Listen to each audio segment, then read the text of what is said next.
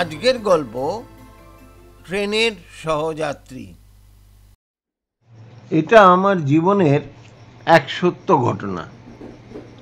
আমি তখন কলেজে ফাইনাল ইয়ারে গ্র্যাজুয়েশনের করছি। আমার বাড়ির বরাবর নিয়ম ছিল যে পুজোয় আমরা জামশেদপুর চলে যেতাম। আমার মা বাবা দুইজনই ছোটোবেলায় জামশেদপুরে কাটিয়েছেন এবং আমাদের জ্যাঠামশাইও সেই সময় ওখানে থাকেন। এছাড়া বাকি আত্মীয় স্বজন, মাসি, পিসি সকলেই জামশেদপুরেই থাকতেন। আমার আবার প্র্যাকটিক্যাল ক্লাস চালু হওয়ার কথা ছিল পুজোর পরেই। বাবা বললেন যে তুমি চলে যাও বাড়ি, আমরা কদিন পরে যাব, তুমি বাড়ি গিয়ে সেখান থেকে হোস্টেলে চলে যেও। অগত্যা কিছু করার নেই, আমাকে ফেরত দুর্গাপুর যেতেই হবে। তখন জামশেদপুর থেকে দুপুর 2টো নাগাদ একটা প্যাসেঞ্জার ট্রেন ছিল, যেটা একদমই ছ্যাঁকড়া গাড়ি, মানুষজন খুব একটা চাপতো না তাতে, আর বেশিরভাগই বহুদিনের পুরনো কম্পার্টমেন্ট। সেদিন আমার ফেরার কথা দুর্গাপুরে, তার আগের দিন রাত্রির থেকে তুমুল বৃষ্টি হলো এবং সকালেও বৃষ্টি চলছিল একইভাবে। বাবা আমাকে স্টেশনে পৌঁছে দিয়ে গেলেন এবং তখনও হালকা বৃষ্টি পড়ছে। যেহেতু বাবা সেই বছর থেকেই এলটিসি পাওয়া শুরু করেছেন, তাই আমাকে বললেন যে তুই ফার্স্ট ক্লাসের টিকিট কেটে ফেরত যা। আমি যথারীতি ফার্স্ট ক্লাসের টিকিট কেটে ট্রেনে উঠতে গিয়ে দেখলাম যে একটি পুরনো ব্রিটিশ আমলের কম্পার্টমেন্ট দেওয়া আছে এবং যথারীতি ফার্স্ট ক্লাস বলে সম্পূর্ণ ফাঁকা, এবং আমি একাই প্যাসেঞ্জার। ট্রেনটি যথাসময়ে আস্তে আস্তে চলতে শুরু করলো। আদিত্যপুরের আগে যখন খড়কাই নদী পেরোচ্ছি, তখনই আমি লক্ষ্য করলাম যে নদীতে জল প্রায় বিপদসীমার কাছাকাছি। ট্রেনটাকেও খুব আস্তে আস্তে পার করানো হলো ব্রিজটা। প্যাসেঞ্জার ট্রেন হওয়ার জন্য ট্রেনটি সব স্টেশনে থামতে যায়।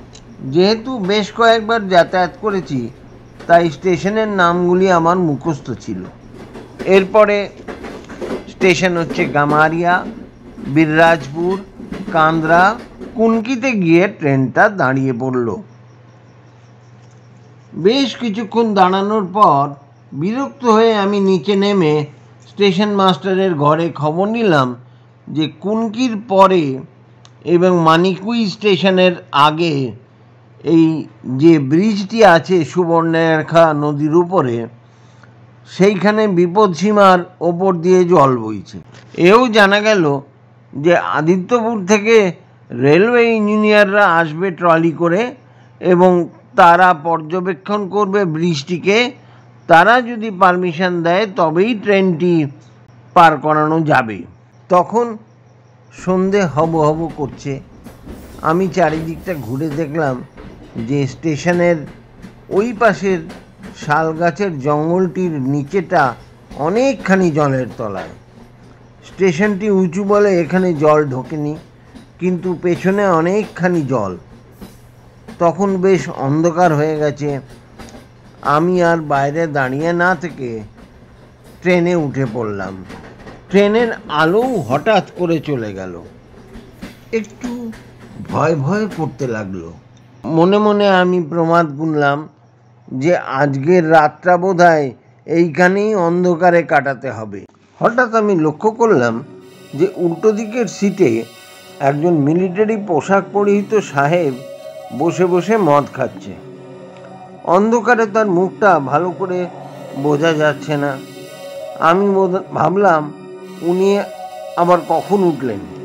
তার অনেকক্ষণ পর 8টা সাড়ে 8টা নাগাদ জানতে পারলাম যে রেলওয়ে ইঞ্জিনিয়াররা এসেছেন এবং তারা দাঁড়িয়ে থেকে ট্রেনটিকে পাস করাবেন ব্রিজটা। ট্রেনটিও হঠাৎ চলতে শুরু করলো, কিন্তু খুব আস্তে আস্তে। নির্বিঘ্নে ব্রিজটা পেরিয়ে গেল। তিনিও আমাকে প্রথমটা লক্ষ্য করেননি। মানিকুই স্টেশনে হঠাৎ সাহেবটি আমাকে লক্ষ্য করলেন এবং চিৎকার করে বললেন, "Hey, bloody nigger! How you have boarded this European class?" তখন আমি বললাম, "কি বলছেন সাহেব, এখন তো ইউরোপিয়ান ক্লাস বলে কিছু নেই, আমি তো ফার্স্ট ক্লাসের টিকিট কেটে উঠেছি।" "তুমি কি বলেছ? This is what time? 1942. I am Major Stevenson going to the warfield." তখন আমি বললাম, "কি বলছেন সাহেব, এটা তো 1978, ওয়ার তো কবেই শেষ হয়ে গেছে এবং ইন্ডিয়া ইন্ডিপেন্ডেন্স পেয়ে গেছে।" "তুমি মিথ্যে কথা বলেছ। I will fly to the war zone from Biramdi airstrip and go to the Rangoon." সাহেব, তোমার মদ্যপানের মাত্রাটা একটু বেশি হয়ে গেছে মনে হচ্ছে, তাই তুমি ইয়ারের হিসেবটা রাখতে পারছো না। Shut up, you bloody nigger! তুমি ইমিডিয়েটলি নামিয়ে যাও or I will shoot you. আমি সবিস্ময়ে দেখলাম যে তিনি আমার দিকে রিভলভার তাক করে রয়েছেন। আমি ভয়ে ভয়ে ভাবছি ট্রেন থেকে লাফাবো কিনা। বাইরে তখন ঘুটঘুটে অন্ধকার। এই সময় সাহেব আমার দিকে তাক করে গুলি চালিয়ে দিলেন। ও বোতল রাখা আছে দেখলাম, আমার গা শিউরে উঠল। ট্রেনটি 11:15 নাগাদ আসানসোল স্টেশনে পৌঁছালো। তারপরে লাস্ট লোকাল ধরে আমি দুর্গাপুর পৌঁছালাম। পরে আমি ওইখানকার ইতিহাস সম্বন্ধে একটু খোঁজখবর করে জেনেছিলাম যে মেজর স্টিভেনসন নামে একজন মেজর বিরামডি এয়ার স্ট্রিপ থেকে ফ্লাই করার সাথে সাথেই জাপানি ফাইটারের গুলিতে প্লেনটি বিধ্বস্ত হয়ে যায় এবং তিনি মারা পড়েন। এখনও ওই রাত্রিরের কথা মনে পড়লে আমার মাঝরাত্রিরে ঘুম ভেঙে যায় ও প্রচণ্ড ভয় করে। এই ভিডিওটি যদি আপনাদের ভালো লাগে তাহলে দয়া করে শেয়ার এবং সাবস্ক্রাইব করবেন এবং কমেন্টও করবেন।